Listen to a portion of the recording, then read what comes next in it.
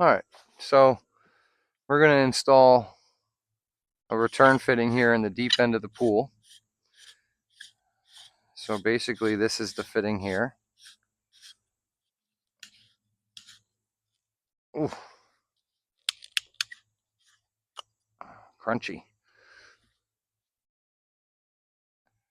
All right, so this is the Hayward fitting. It's the SP1408, and this is the nut. So you just make sure that the nut. This is not how it goes. This is how it goes. The little skinny part goes to the front. So obviously you saw when we were screwing it on, it was getting kind of tight. But so to drill this out,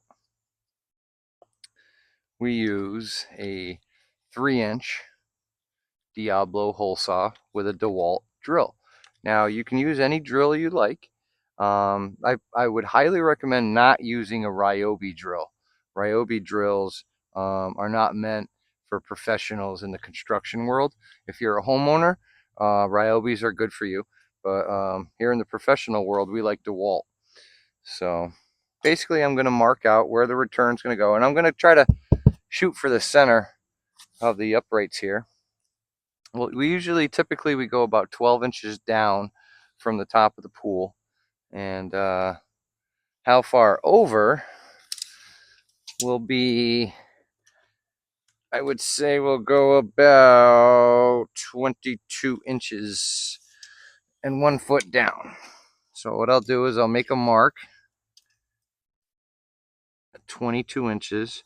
Now this measurement right here off the corner wall, that's not as important. Like I was saying, I'm trying to get it in the center of the ribs on the back of the fiberglass. So I got my mark there. So I come down, make a mark, make a little plus sign, and that's that's the spot. So now I just take my again, I take my 3-inch Diablo hole saw with a DeWalt 20-volt brushless cordless drill, not Ryobi. Okay, so I'm going to sit here and I want to make sure that all my body parts are out of the way. I don't want to drill into my stomach, So I just kind of come right here, and always, eyewear, face masks, it's all good stuff, um, especially if you're just a homeowner. So I start off real slow, drill my pilot through, and just kind of now as I find where I'm drilling, as you see, I'm looking at you while I'm drilling, right? I'm not even paying attention to what I'm doing right now. I'm just going completely off of feel, and I got a good control on the drill, and I can start increasing speed and get my arm twisted like that. See, I get a little cocky, and that happens, but we're just being silly.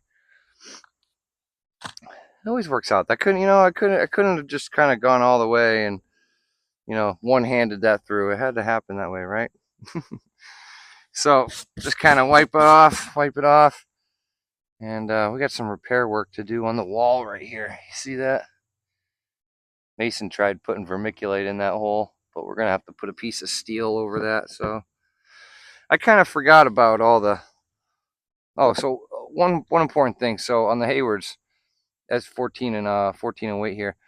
It has this little nub, and we like to just put that as a reference at 12 o'clock. You don't have to, but it helps when you're putting the faceplate on to kind of feel where the holes are and things like that, and it just kind of. So again, like you don't want to cross thread, but it should just kind of go on as much as you can by hand. Give it a hand tighten. Open our big blues up to the biggest setting, and we're gonna just kind of oh, my whole fitting turned. Let's redo that.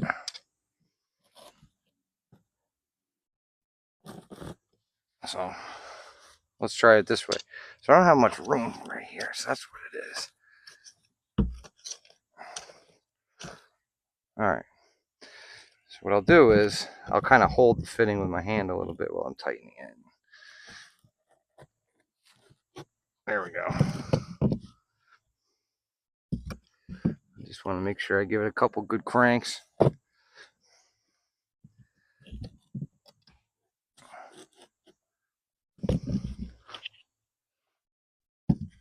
Of course, there we go. It's always good to have a little room when you're doing these, so you're not doing little baby turns.